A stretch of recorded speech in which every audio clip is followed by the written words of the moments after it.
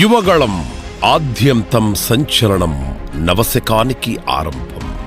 ప్రజా వ్యతిరేక నియంతృత్వ ప్రభుత్వంపై అధికార అహంకారం నిండిన సైకో పాలనపై ప్రజల పక్షాన నిలిచి సమరశంఖం పూరించడం ఎంత సాహసమో తెలియంది కాదు. అయినా సరే 5 కోట్ల మంది ఆంధ్రుల ఆశలు ఆకాంక్షలను ప్రతిబింబిస్తూ జనగళమే యువగళంగా తన పాదయాత్రను ప్రారంభించాలని తెలుగుదేశం పార్టీ జాతీయ ప్రధాన కార్యదర్శి, యువనేత నారా లోకేష్ గారు సంకల్పించారు. కుటుంబ సభ్యుల శుభకామనలు అందుకొని, తాత ఎన్టీఆర్ ఆశీస్సులు తీసుకొని 2023 జనవరి 27వ తేదీన కుప్పంలోని వరదరాజుల ఆలయంలో ప్రత్యేక పూజలు నిర్వహించి 400 రోజుల పాటు 4000 కిలోమీటర్ల మేర కొనసాగే యువగళం పాదయాత్రకు శ్రీకారం చుట్టాడు లోకేష్ గారు. అదే సమయంలో తమ చేతిలో ఉన్న పోలీస్ వ్యవస్థను ప్రయోగించి లోకేష్ గారి పాదయాత్రను నిలువరించాలని కుట్రలు మొదలుపెట్టింది ప్రభుత్వం. పోలీసులు ప్రచార వాహనాలను లాక్కున్నారు. లోకేష్ గారిని మాట్లాడనివ్వకుండా చేతిలో మైకు లాక్కున్నారు. జనంతో మాట్లాడకూడదని ఆంక్షలు పెట్టారు. లోకేష్ గారిపైన కేసులు పెట్టడమే కాకుండా ఆయనకు మద్దతుగా వచ్చిన వారందరిపైన ఏకంగా హత్యాయత్నం కేసులు పెట్టారు. అయినప్పటికీ అడ్డంకులను విజయవంతంగా అధిగమిస్తూ ప్రభుత్వ టెర్రరిజానికి, వైసీపీ రౌడీల దౌర్జన్యానికి దెబ్బతిన్న బతుకులను స్పృశించారు. కన్నీటి గాథలను విని ఓదార్చారు. రోజురోజుకు ప్రజాదరణ పెరిగింది. లోకేష్ గారు ఎక్కడికి వెళ్లినా ఆయన వెంట కిలోమీటర్ల మేర జన ప్రవాహమే కనిపించసాగింది. విశేష జనాదరణతో ప్రజాకోటి దీవెనలు అందుకుంటూ పాదయాత్ర కొనసాగుతున్న వేళ మార్చిలో పట్టభద్రుల ఎమ్మెల్సీ ఎన్నికలు వచ్చాయి. జగన్ రెడ్డి భయపడినట్టే ఎమ్మెల్సీ ఎన్నికల్లో లోకేష్ గారి పాదయాత్ర దెబ్బ వైసీపీకి గట్టిగానే తగిలింది. యువగళం పాదయాత్రలో మరో విశేషమేమిటంటే, తాను పూర్తి చేసుకున్న ప్రతి 100 కిలోమీటర్లకు గుర్తుగా అక్కడ ప్రజలకు మేలు చేసే ఒక పథకానికి శిలాఫలకం వేసుకుంటూ వచ్చారు లోకేష్.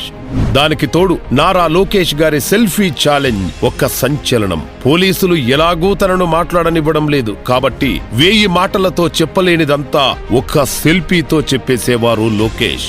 తెలుగుదేశం ప్రభుత్వం గతంలో ఎలాంటి అభివృద్ధి చేసింది, వైసీపీ ప్రభుత్వం రాష్ట్రాన్ని ఎలా నాశనం చేసిందో చెబుతూ దానికి నిదర్శనంగా లోకేష్ గారు దిగిన సెల్ఫీలు ప్రభుత్వంలో ప్రకంపనలు సృష్టించాయి.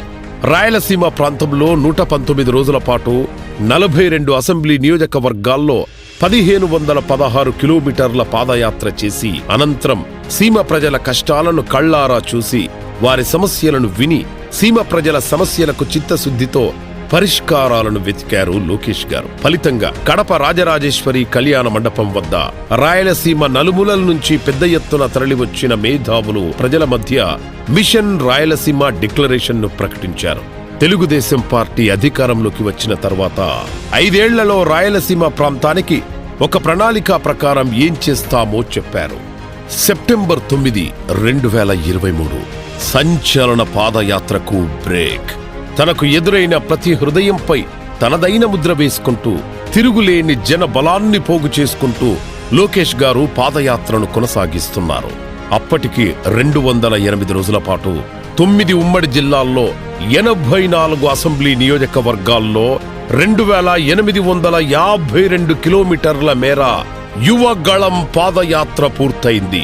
అంతకుముందే సెప్టెంబర్ 5వ తేదీ రాత్రి 8:30 వైసీపీ రౌడీలు ఒక్కసారిగా యువగళం పాదయాత్రపై సోడా బాటిళ్లు, రాళ్లతో 3 వైపుల నుంచి దాడి చేశారు.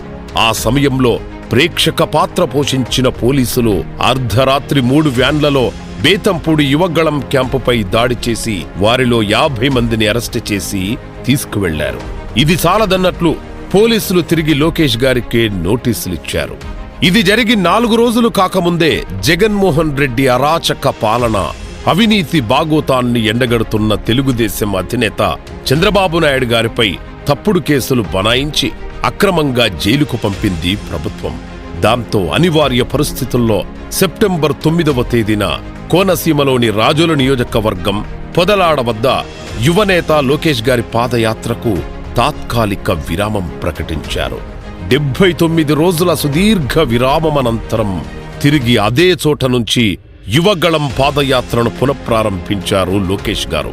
సాధారణ ప్రజలు టీడీపీ కార్యకర్తలు, నేతలకు తోడుగా జనసేన నేతలు, కార్యకర్తలు సంఘీభావంగా కదిలి రావడంతో ఈసారి యువగళం మహాప్రభంజనమే అయ్యింది. యువగళం పాదయాత్ర 3000 కిలోమీటర్లు పూర్తి చేసుకున్న సందర్భంగా కాకినాడ జిల్లా తుని నియోజకవర్గం రాజుల కొత్తూరు వద్ద లోకేష్ గారు పైలాన్ను ఆవిష్కరించారు.